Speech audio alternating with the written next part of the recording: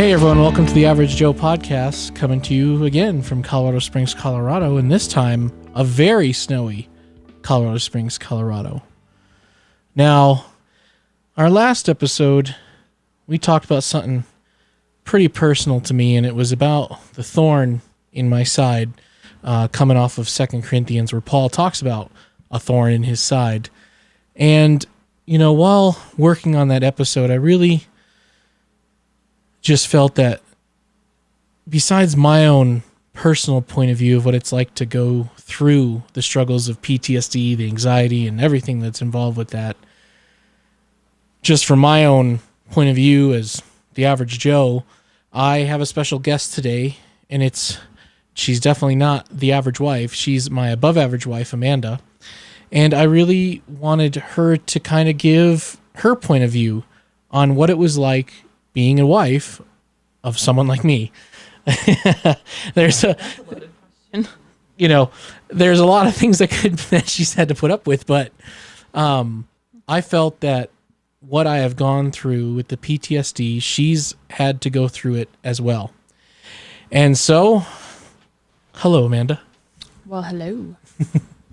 Number one, thank you for being here. And, you know, I believe that your point of view is just as important as mine when it comes to the trials and tribulations of this life, and especially on the subject of PTSD, because you have had to basically walk with me from before we knew it was PTSD to the point it was diagnosed as that, and then, of course, the after effects of getting treated, medicine, counseling, you name it. So, thought I'd maybe try and interview you a little bit, maybe ask you a couple questions, and just see what it was like from your point of view. You ready? Shoot.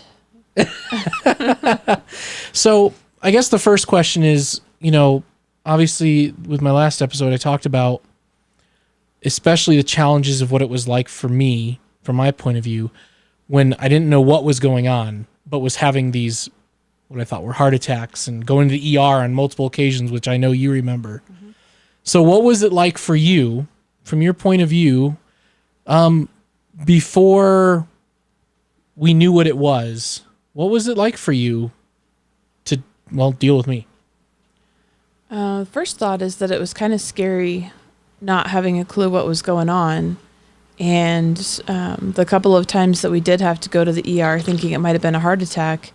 And then, I mean, it almost would have been easier if that's what it was, right? Because then you would have known what it was, and you'd have a diagnosis and a plan to deal with it, you know? And so not knowing what was going on, I think, was the hardest part at that point.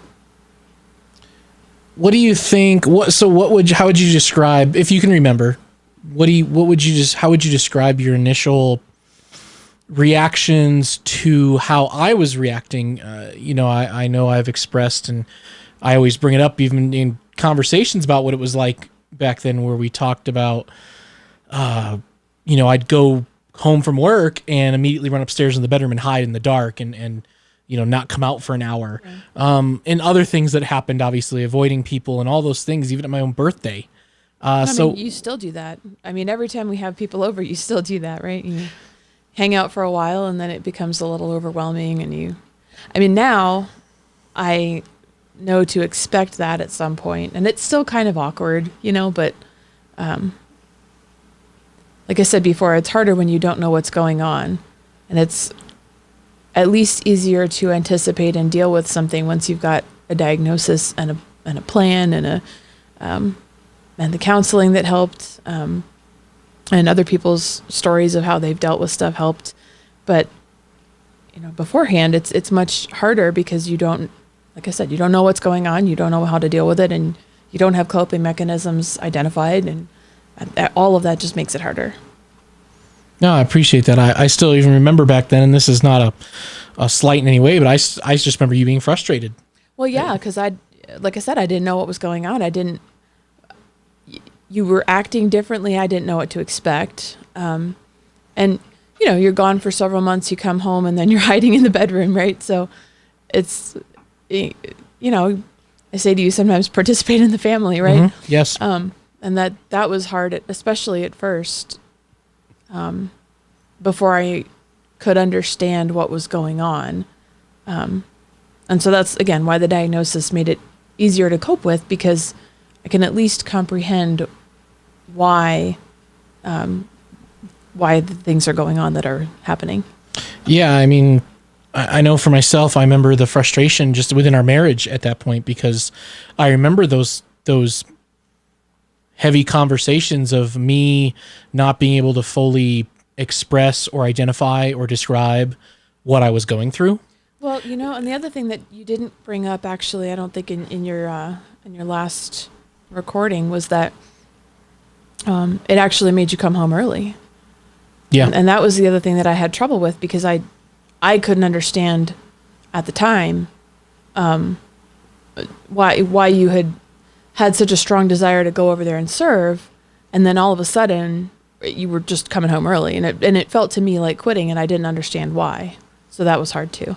Yeah, and what she's talking about is, what I didn't mention was, I did not do my full time as a contractor there because of, like I described in the last episode, of certain situations that I had been a part of, but also the things I had seen that had just completely destroyed me. And yeah, that was hard. And and speaking on the frustrations that I felt in our marriage at the time, I know for me, it was hard for me to express and describe and everything, just what was going on, because I didn't have the terminology. All I knew was to freak out and just be like, my arm's numb and my vision's getting tight and I can't think. And I remember at the same time, like you said, you were saying, be a part of the family. What's wrong with you? Here we are. You like groups of people. What are you doing running out of this comedy concert that mom had sent us to? Or, why were you running out of the restaurant during your birthday? I remember you were just as confused as I was, but it created a tension in our marriage, I think, in a wall, because you were upset that I was reacting and not helping. And I was upset that you were acting funny and I didn't know why. Yeah. And, and that's why I want to go to the next area here. And that's, eventually, after many ER visits and military doctors and counselors, that, they finally diagnosed me. And then obviously I still remember being at home in Virginia and watching an NCIS episode and like coming into the kitchen and crying on your shoulders because it dealt with a PTSD issue. Yeah. And, but I remember once we found out what it was, it also created, it didn't help initially. What I mean by that is okay, now we had a term and we understood, okay, these are panic attacks, and obviously that was the beginning of, okay, well, what kind of medicines are they going to give me and how will they affect me? So, well, even before that though, I mean, you got sent home from the hospital and they said it was a panic attack, but even then, that's not helpful because we didn't have any tools to deal with it. So if it would happen again, it's like, well, I guess we're right back to the ER because we don't know if it's a panic attack or a heart attack, right? So once I had the diagnosis, and obviously we're starting to figure out, because I still remember even after we found out that we still had issues of me, at least in my own mind, things that I knew were the quick fixes. Like I used to ask you to like hold my hand or scratch up and down my arm because it would calm me down in the beginnings. And what was that like for you? For me to like in the moment beg for you? Well, so at first, the first few times that you did that, I understood because you were needing help calming down. I think over time it actually made me kind of irritated that I kept having to help and that you couldn't, I guess, find your own way to calm down. I was like, is this going to be, a forever thing where I'm always going to be, what are you going to do if I'm not there, And so I think that's where the counseling came in helpful, was because we could discuss those things with somebody who was there, with tools to help us, think through other ways that we could approach that. And then obviously, which I mentioned in the last episode, our home church at the time in Woodbridge, Virginia, large military community, retirees, active, reserve, and you name it, they attended the church. What do you? Obviously, I had a different experience on how people might have helped me or had surrounded me in their own ways. Those that did a good job, and there were those that didn't know what they were doing, but they were trying. How did you, like we talked about, you had the instances where you were frustrated, and again, like you just said, am I gonna have to keep doing this? What are the steps we need to do? Was there anybody at the church or just in your life that helped you to see my diagnosis differently, or to see it in a new light that made things a little clearer how to react? Yeah, I wouldn't put it quite that way. More like having a shared experience with several people, either that they were the ones who experienced PTSD or that they were dealing with, a spouse or a loved one who had. When you have a shared experience, it helps you, first of all, not to feel alone and like helpless, but also to be able to listen to what folks have done and kind of use those tools. And I did find that helpful from several people, like I said, either who had gone through it themselves and were empathizing with you, or who had dealt with even scarier situations with their spouse, and that they were able to, share that with me and make me feel like, okay, well, there's light at the end of the tunnel, or we can be, commiserate together, or it's just helpful to have people come alongside you in a situation like that. Did you get any good words of wisdom, or just any? It's a strange thing to ask, because obviously when we're in situations, whether you have the spouse, someone does this, but a lot of times people, like kind of like when we were going through the cancer fight with Joshua, there are people that just gave us words of encouragement. Was there anything that, I don't know, was there anything that stuck out to you when people talked to you, or these women talked to you, or was there anything that stuck out to you? I mean, not a phrase or anything particular, but more, like I said, more just coming alongside and empathizing, either with me or with you, or with our situation in general, and just being willing to be there with us, being willing to like come and sit with you in the hospital for a while and help you calm down, so I didn't always have to be the one to do that, or that kind of thing. Just being there, I think, was the most helpful, not necessarily any specific words. What now obviously in the beginning, I was put on some very random medicines. Like I'll say it out loud. I remember even the ER gave me, what was it? What's that painkiller? I'm sorry, I don't know. Starts with an M, I think. Not Motrin. That's vitamin M. No, that's vitamin. Yeah. It's like the one that you had the button for. Oh, morphine. Yeah, I remember they gave me morphine pills. I mean, that you want to talk about something that's weird to get? Yeah, I remember that being very strange. We're like, why morphine? That's like a after surgery drug. That was weird. And I remember one doctor giving me a full prescription of just straight up Xanax and just said, "Yep, just use this all the time." So what which we found out later was a terrible idea. Yeah. So what was it like for you, from your point of view, when I was going through these ups and downs of medicines and changes, and even the reactions I sometimes got? What was it like for you? That's what I was going to say. The biggest thing that affected the rest of us there was the side effects that some of that stuff would incur, like either being super sleepy or super angry, or interactions that caused you to have the heart palpitations, and then you'd be super, super nervous about that all the time. And it was just, oh my goodness, up and down all the time. Roller coaster ride. Yeah, that was not fun. Yeah, because I remember I had an allergic reaction to one. Yep. And then of course there was always the drug interactions that was always scary. Yeah, and then even I remember the one time you tried to take cold medicine, and all of a sudden your heart starts racing. You're like, oh, there's a drug interaction that the pharmacist didn't know about. Yeah. Now, obviously, going through all that, because I still remember even in the beginning stages of the counselings. In that beginning, I mean, from what I remember, it was, at least on my end, it was extremely hard, because I would have panic attacks that would come on. You would try to help in the beginning, but sometimes they would just develop or progress so fast or so far that I would get to a point of what we'd call the point of no return, where either I'd have to go to the hospital or, Yeah, I think that happened in the first couple months or so, and then you realized that it was the panic attack and didn't end up going to the hospital as much, but you'd still be having to go lay in a dark room and take your medicine and take a long time to come down off of that. And what was that like for you? I mean, just it's just frustrating. From the perspective of, a wife and mom trying to take care of the rest of the house and have a full-time job, It's kind of like, okay, where's my helpmate, right? Like, oh, he's in the bedroom, calming down, So it's just frustrating.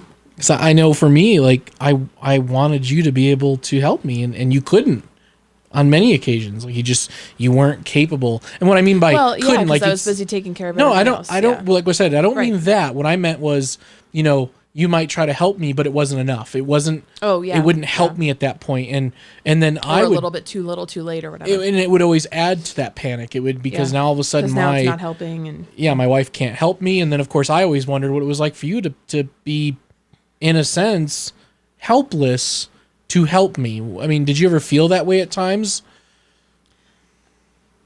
I don't know that I would put it quite that way. I think more I was kind of like still didn't understand what more could be done, whether it was something I could do or something you could do or whatnot. But what more could be done to stop the panic attack? And I don't know that there was something at the time. Yeah, and I think the counseling helped with that because eventually we had a good Christian counselor in Virginia, and in fact, one of the things that helped our marriage was every night we went to the counseling. We had a great date night at our sushi place, but then we'd go there and she would bring us together. I mean, where we could understand each other. Because I know for me, the times I felt helpless or that I wish you could have done more, because in the moment, if you don't know, whoever's listening to this, when you're in those panic attack moments, all I want is my wife to help me or to make it go away in that moment, because I'm here on earth, I'm physical. I mean, I'm crying out to God, I'm praying, reading scriptures, but it was funny how it didn't help in like the moment of a really bad panic attack. And actually sometimes I made it worse. Because, like, for example, I'd be making dinner or something, and you'd be like, come rub my arm, and I'd be like, well, I'm in the middle of cooking dinner, and I can't just stop, and then you'd get mad because I was not helping you, and that would make it worse, right? And I'll say, it wasn't me getting mad. I remember that it just added to my panic because I had associated you as a form of medicine in a way, a form of comfort and help and safety. And when she wasn't available, when you weren't available, I would begin a larger escalation of the panic, because that's how you were to me. And we talked about that with the counselor, and I thought, it was good that I needed to see you as that, but at the same time that, in reality, you're either not going to be there 24/7 or you work. Or I remember one time you took my place on the softball team. Yeah. And I had a panic attack that night, Yeah. and you weren't, and I couldn't find you. And that, of course, added to the... Right, because I wasn't answering my phone. Right, and so two groups of friends came over and did their best to just... calm you down. I mean, I remember one of them came in the house, and we call her Jen, and she sat in the kitchen away from me and just started praying. But she was there, and then my good friend that I talked about in the last episode, Aaron, he came, he sat with me, arms around me, and just, did his best to just walk with me through it. Because, I was at the point where I was screaming for my wife. Where's my wife? Where's my wife? I'm dying. Yeah. And I was totally clueless. Yeah. No cell phone on her because she's hitting the balls out in the softball field.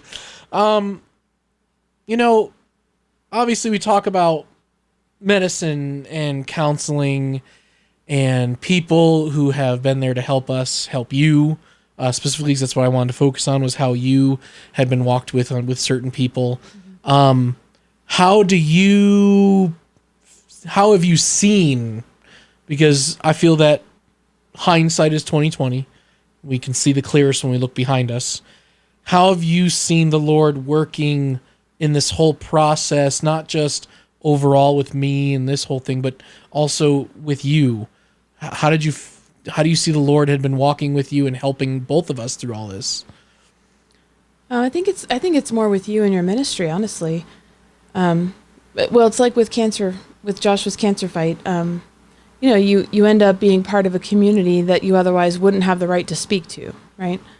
And I think there's been a number of times that you've been able to understand and walk alongside of someone else because of your own experiences. And I think for me, it's encouraging to watch the Lord be able to use that in your ministry.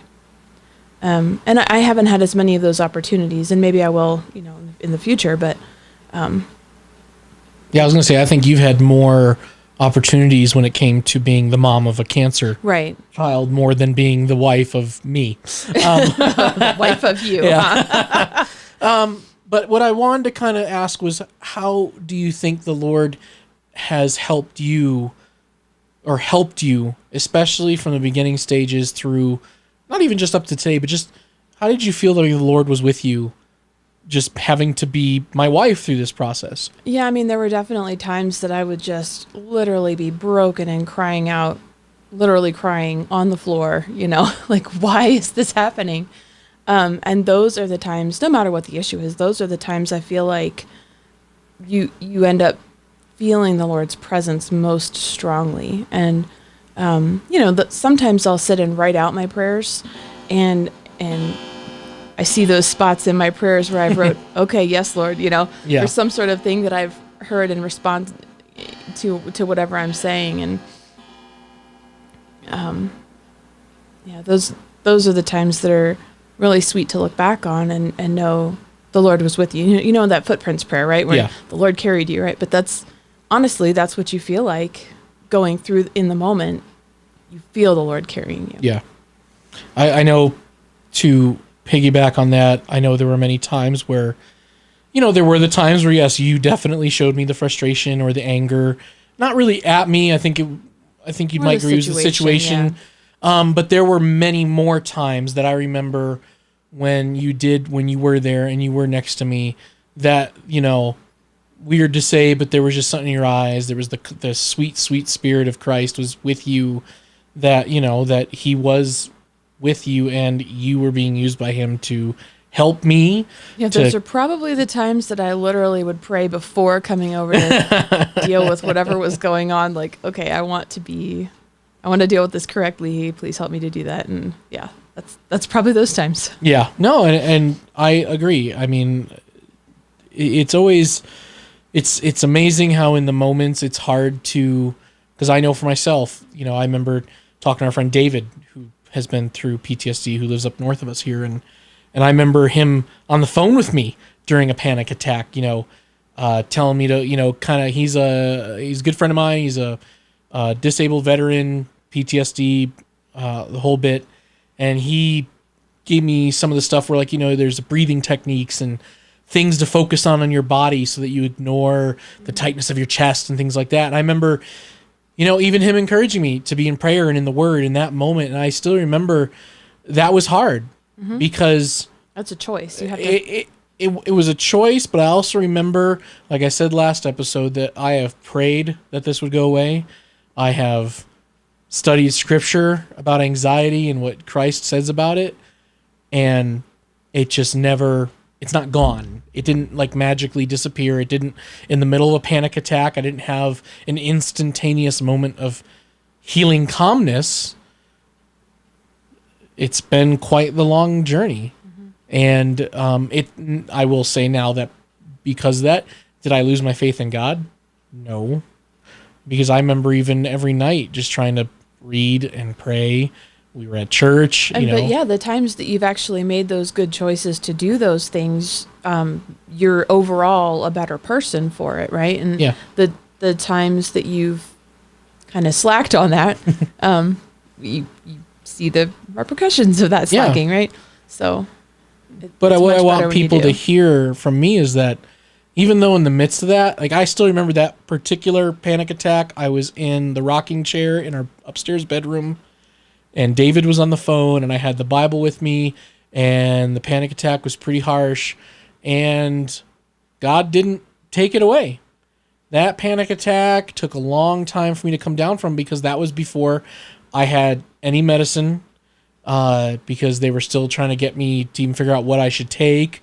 So it was all on, it was waiting. I mean, I had to wait. And that was a very painful experience to have to wait for it to come down. You also had to make the choice to believe that it wasn't a heart attack, right? Yeah. I mean, at first, honestly, those first few months, that was really hard for you, I remember, because every time that's what it felt like. And yeah, we had your sister over for Christmas, and she's all pressing on my cuticles. I don't see that it's a heart attack, you know? So obviously you've mentioned that God is using this experience to bless really others. I mean, in a way it blesses us because we can speak from a place of experience and continual. Well, and honestly, it's hard to be grateful for hard things happening, but like I said, those are some of the sweetest times that you have a memory of, like, okay, God really walked with me through this or that hard thing. And it's when you're in the valleys and you need the Lord the most that you develop more of that trust in the Lord, and just your walk with him overall. And so, I mean, that is something to be thankful for, right? Yeah. Like I said last week, which you got to hear that episode and said she said it was done very well. So I appreciate that. But like I said, though, I would rather not have this anymore, but God is using it for his purposes, and I need to accept that, which I do, and I need to live it out. So as a wife of not just me, but as a wife who has now walked this journey since 2012, if, let's just say, a family is listening to this, or a spouse is listening to this, more specifically a woman is listening to this, and her husband is disabled veteran, or is coming home from deployment, or however the PTSD has come upon their spouse, what would you say? Okay, a couple things. One, I guess there's kind of a stigma around counseling, but man, that helped. So don't be afraid to find a good counselor that you feel like you can connect with. Because I think, we saw several counselors, and I think, we could connect more or identify more with some than others. And so if the first one doesn't work, go find another one, right? But find someone who's going to speak truth, gently if necessary, and harshly, they have to work with you, right? So that's one, seek counseling. And then two, don't be afraid to admit that there's crap going on and you need help with it. And that's not just counseling, that's allowing other people in your life to speak into your life. Because like I said, that was really helpful having those other people that had similar experiences. If I hadn't been willing to admit, or if they hadn't been willing to admit that there was this stuff going on, we wouldn't have had each other to talk to about it. So don't hide in a shell and be afraid to seek help from your friends and from counseling. And then the last thing is, you're probably not going to understand. It's just not something you necessarily can understand fully unless you've been through it. And it took me a while to realize that, because, being an engineer and being very logical, I was looking for a way to understand what was going on.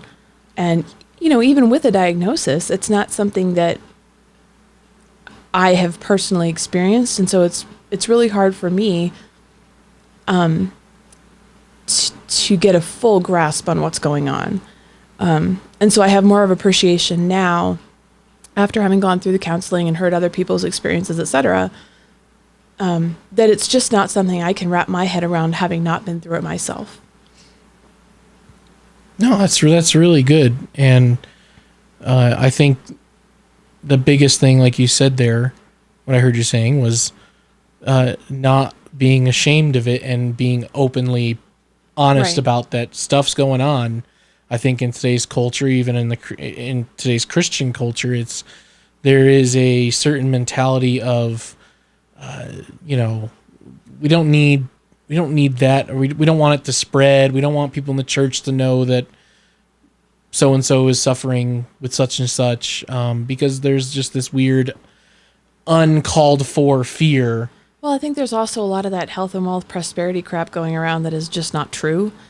And, if you're going to act like, in order to be a Christian, your life has to be perfect, that's pretty ridiculous and not biblical. So yeah, if that's what your church is doing, run to a different one. Because what did Jesus tell Paul? When there would be suffering. Yeah, but no, what did he tell him specifically about the thorn in his side? It's in your weaknesses that I'm stronger. And that's something I think we forget, is that when we're broken down on our knees crying, like you had to do, to be like, I don't know what to do with this guy, and what's going on. That it's only in that, though. I mean, really, it's those really broken moments that it's like he shines through. Right. Yeah, exactly. And I would say that, it was a lot of prayer and the word mixed in with counseling, and there is a stigma with medicine, and with word, prayer, counseling. And and I'll say this, for me, without my wife, without you, I would not be well. Functional. What's the word you're looking for there?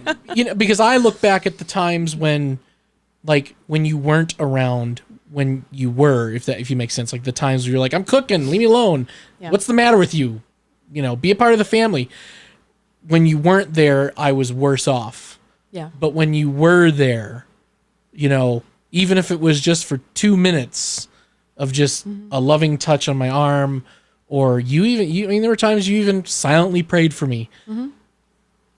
Without you and your support and your prayers, and now hearing that you were on your knees, broken down, I don't believe I would be where I am, health-wise, ministry-wise, life-wise, without you. And so I love you, and I'm thankful for you, because it takes a village. It takes this entire family to help each other out, to be there for each other. And you couldn't do that without the Lord's strength. Mm-hmm. Yeah, and like I said, it was a choice, because I could have chosen, and I did frequently choose to not be present and be helpful, and I chose to be annoyed and frustrated instead. And that was not a good choice, obviously. But it shows the reality of it. Yeah. And I, for me, like you said, I remember much more of the times that you were. Yeah. But I also do remember what it was like for both of us in the beginning. I remember the pain and the stress that was involved, because we had no idea what was going on. Yeah. I just know I wanted you to help. You didn't know how to help. And it was the blind leading the blind. That's what it felt like.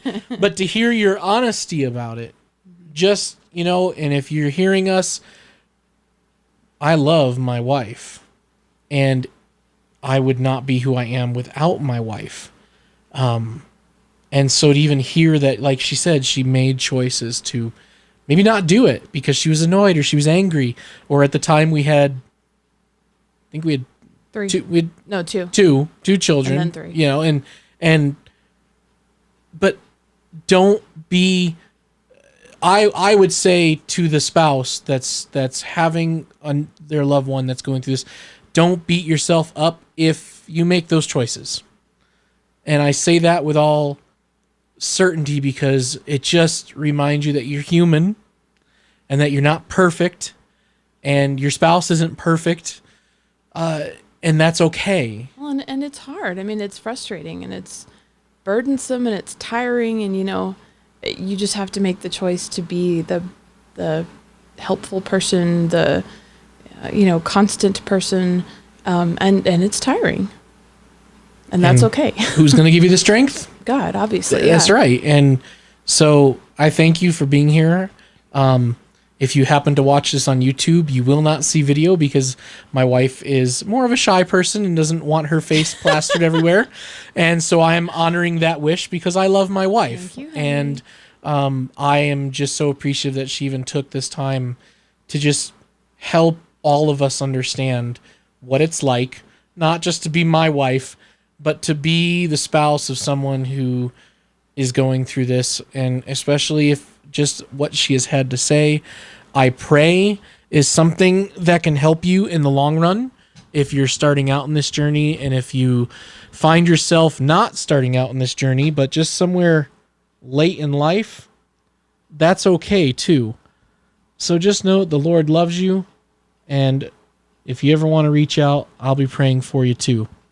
So may the Lord bless you this day, and have a wonderful day.